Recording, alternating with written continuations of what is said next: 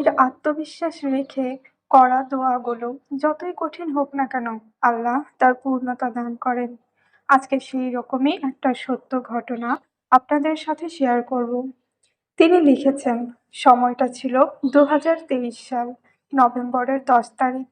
আমার বিশ্ববিদ্যালয়ের ভর্তি পরীক্ষা হলো এবং আমার ইচ্ছে ছিল আমি আইন বিভাগ নিয়ে পড়ব। কিন্তু আমার রেজাল্ট যখন দিল, তখন আমার সিরিয়াল ছিল 91, আর আইন বিভাগে স্টুডেন্ট নেবে মাত্র 25 জন। যার কারণে আমি ওয়েটিং লিস্টেই থেকে গেলাম 91 নাম্বারে।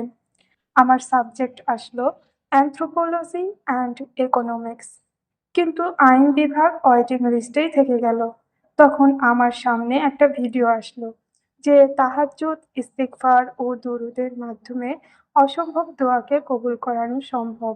তারপর আমি সবকিছু ভুলে গেলাম এবং শুরু করে দিলাম তাহাজ্জুদের নামাজ এবং আল্লাহকে বললাম, আমি কিছুই জানি না, আমি শুধু জানি তুমি আমাকে আইন বিভাগে পড়াবে, সেই বিশ্ববিদ্যালয়ে, যেটা আমার স্বপ্নের বিশ্ববিদ্যালয় ছিল।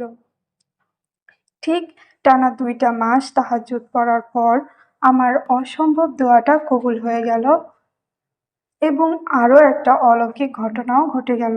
এবং আমি আল্লাহকে এটাও বলেছিলাম যে মানলাম 25 জনের ওই বিশ্ববিদ্যালয়ে ভর্তির সুযোগ রয়েছে, কিন্তু আমি চাই তুমি আমাকে সবার আগে ওই বিশ্ববিদ্যালয়ে ভর্তি করাবে, মানে আমার মাধ্যমেই যেন ভর্তিটা শুরু হয়।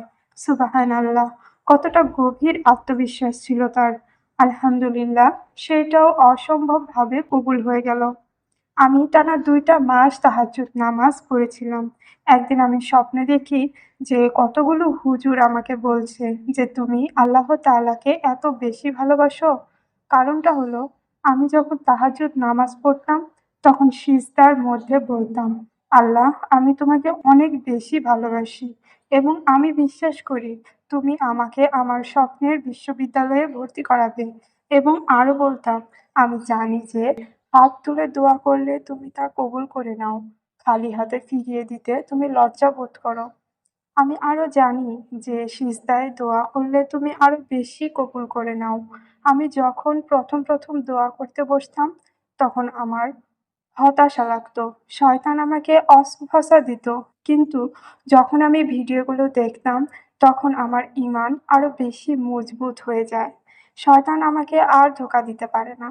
শুধু আমি একটাই চিন্তা করতাম যে, আল্লাহ, তুমি আমার এই দোয়াটা কবুল করে নেবে এবং আমার দোয়াটা কবুল হবেই ইনশাআল্লাহ। একবার ভেবে দেখুন, আল্লাহর প্রতি কতটা আত্মবিশ্বাস থাকলে সব অসম্ভবকে সম্ভব করানো যায়। কোথায় নেবে 25 জন, আর তার সিরিয়াল ছিল 91।